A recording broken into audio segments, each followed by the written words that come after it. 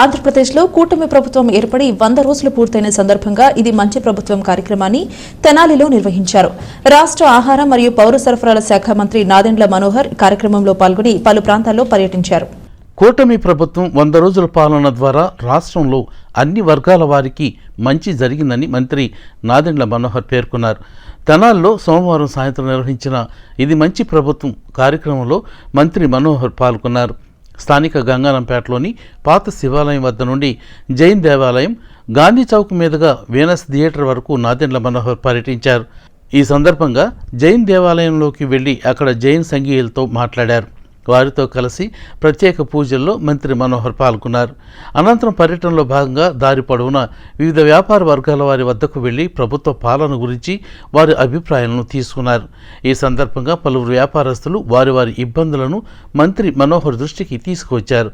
Traffic సమస్యతో ఇబ్బందులు పడుతున్నామని పలువురు తెలియజేశారు. ఈ సమస్యను పరిష్కరిస్తామని మంత్రి హామీ ఇచ్చారు.